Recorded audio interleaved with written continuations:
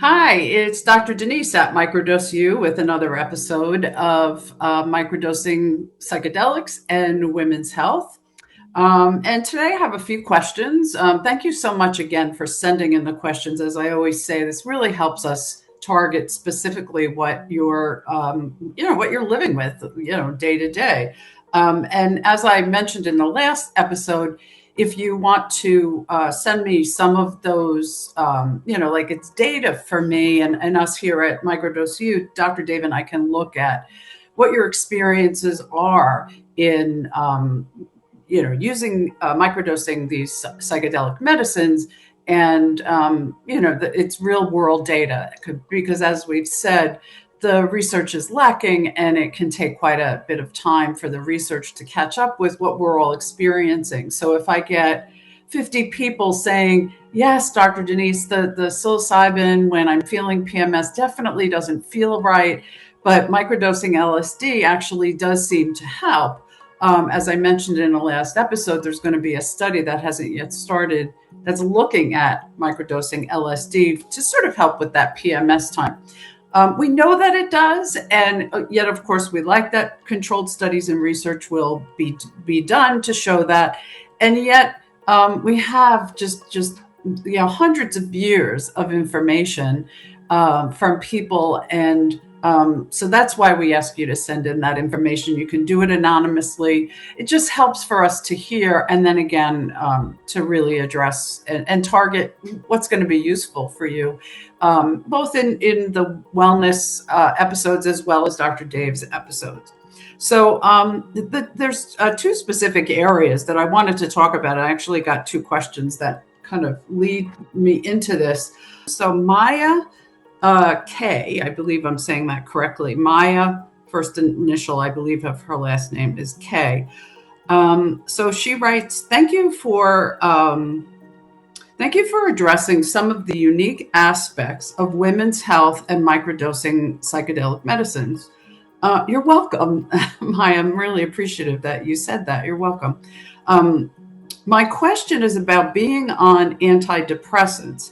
I've been on an SSRI for many years. Do I need to stop this medicine prior to starting microdosing? That is an excellent question. And I will say, in general, this is a topic that applies to everyone, men and women.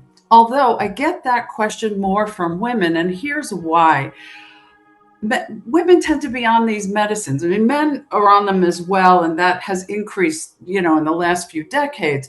But women tend to be on them more so. And here's one of the reasons why. Women will speak to their OBGYNs, doctors, providers about their mood. Doctors are used to, providers checking on how women are doing, say, right after childbirth or, as they're entering perimenopause.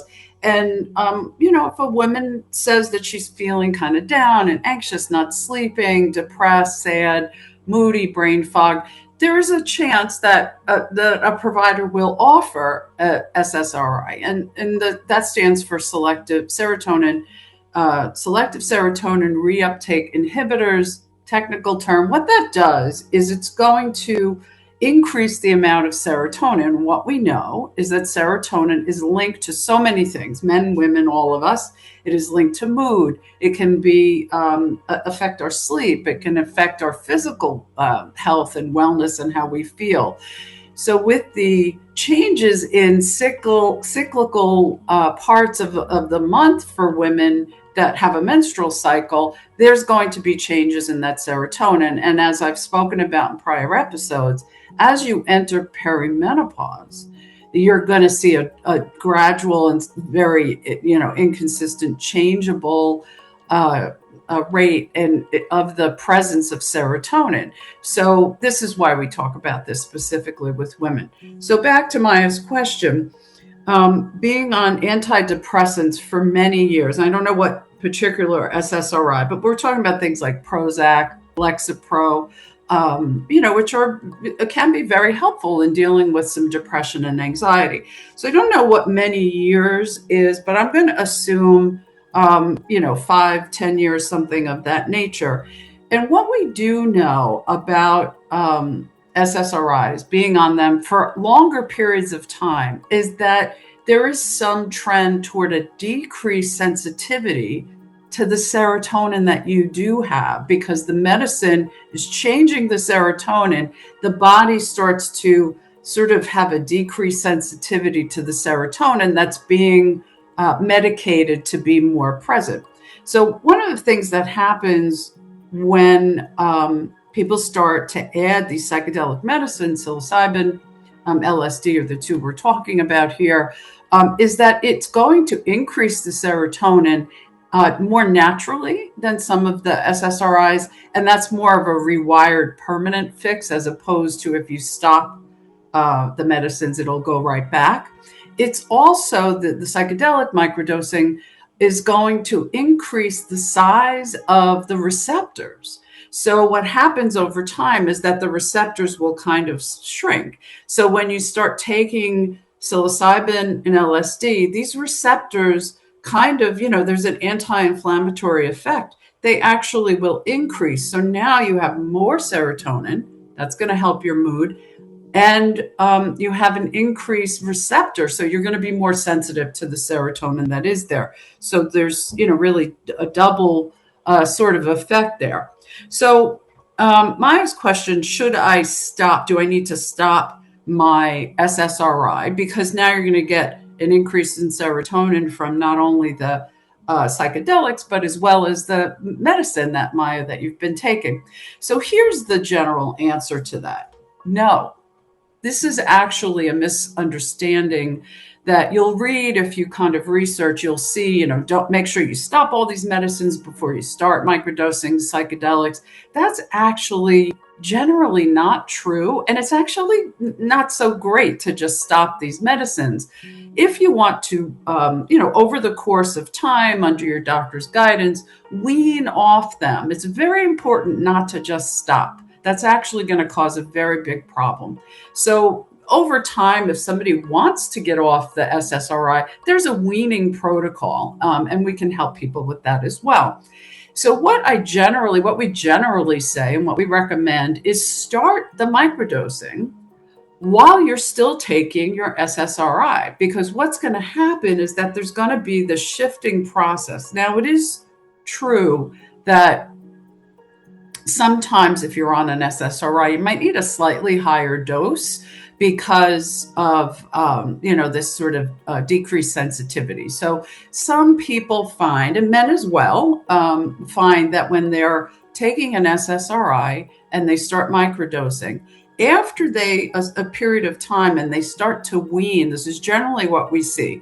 They consistently microdose, and then that people want to get off the SSRI. So they sort of gradually wean the SSRI. And as they're doing that, they can also lower their dose of the psilocybin.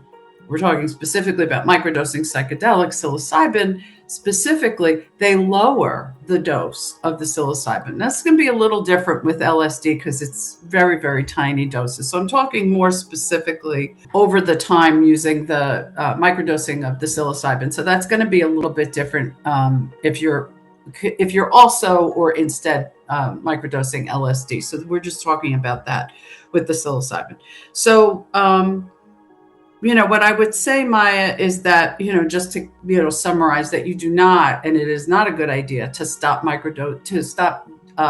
dosing your SSRI medicine as you begin to microdose your psilocybin, and that over time you can wean and eventually get off the SSRI. And like I said, there's a really good chance that you'll need a lower dose of the psilocybin at that particular point. I do want to remind people a couple of things. I know I say these a lot, but it's so important. These psychedelic medicines are going to be very unique for each one of us. So when I say, kind of this might be the answer or the trend, or you're getting some direction. It is not meant to be medical advice. I always suggest people discuss with their providers what's going on, and I should say, contact me, and we can work really specifically with you, because as I say, it's a puzzle and we're trying to fit these pieces together. And it's not a set in stone puzzle. It's changing all the time, and particularly women, men as well. But the reason we're doing these women's wellness topics now is because there are some unique factors that happen for women, and so these puzzle pieces we talk about are unique, and they're constantly shifting and changing. It's like that for men too, and yet with women there are some differences. So we like to really look at some of that. So not medical advice, but we have some trends, and then your experience is going to be the highest of at the in terms of what's going to determine how you're going to go about healing, how you're going to go about, say, addressing symptoms of PMS symptoms or perimenopause, menopause symptoms. Your experience is going to tell you what works. And so, yes, it's a little bit of trial and error. And yet, because these medicines will adjust to you and you'll adjust, it's a very dynamic process, which is why we work with so many people one-on-one in our coaching. Or people will, you always hear us talk about the Patreon and going on the WhatsApp. Certainly check the show notes to get all that information, because you can really ask those questions, because what might be true for me yesterday may be different today. So the general, some trends, and I know myself, if I'm having kind of a sensitive day, I know how I want to approach that, as opposed to, a different day, I might have a certain dosage of psilocybin, where if I'm feeling particularly sensitive today, I'm going to lower that dose. So I know how to do that, and I understand, and that's going by certainly the information in my training, and yet it's also going by what I know my body does. So keep those things in mind. Going to the next question. Sorry, I just have these because people send them on, and they're electronic. So, okay. Deirdre L. Writes in, I'm starting to see some irregularities in my hormonal cycles and believe I'm at the very beginning of perimenopause. I think I'm in between my regular menstrual cycle and just starting perimenopause. Do you have any advice on how to use the psychedelic medicines as I'm microdosing? Now, she's saying that she's already using the psychedelic medicines. So this is an interesting time frame. Just starting to see some irregularities that are suggesting perimenopause, and yet still having a menstrual cycle. So it's going to be a little different.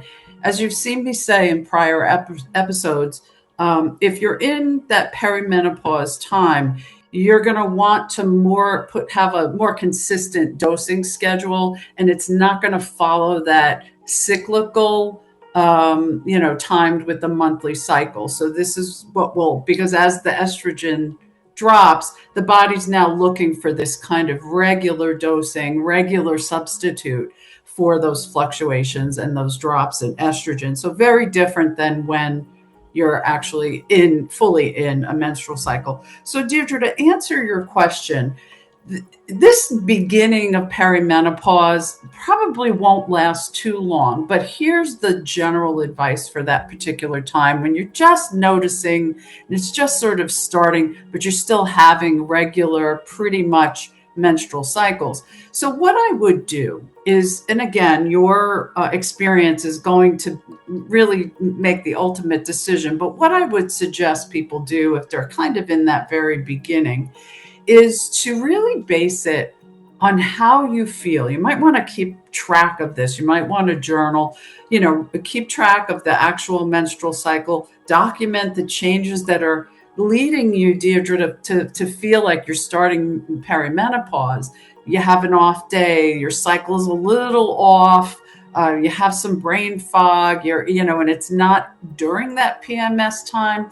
Those are the times that I'm speaking of. So it might not follow the menstrual cycle, and you have like maybe during ovulation or a dip during the menstrual part of the cycle, you're feeling that kind of way that you might feel during the PMS part, the luteal phase of the cycle. So you're going to use how you feel. If you're feeling that brain fog, sort of sad, down, moody, sensitive, stress, a little more stress, or, people talk about being sensitive physically, achy, or just like everything's bothering me, even if that's not during the PMS time of the cycle.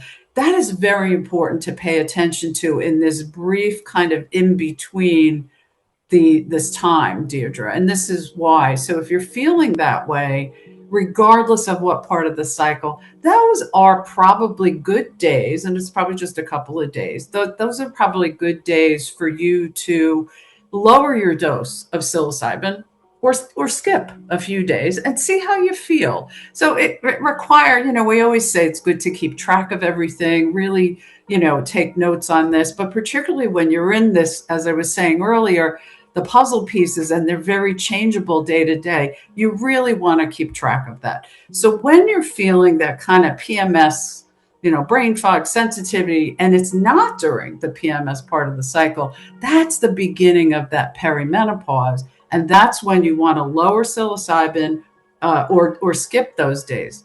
Now, not to confuse you further, but if you happen to also be using LSD to microdose, those are good days to take a small microdose of the LSD. So not to complicate it, I know that it's like a lot of pieces, and most people, would really want to work with us directly so that we can really explain and work with you and coach you on how to time doses of psilocybin and also time doses of LSD, particularly with all of these changing, movable parts of the puzzle. So I hope that helps. So thank you for sending in those questions. There are more questions I didn't get to today, but I will get to them in the next episode. And thank you very much. And we'll see you next time.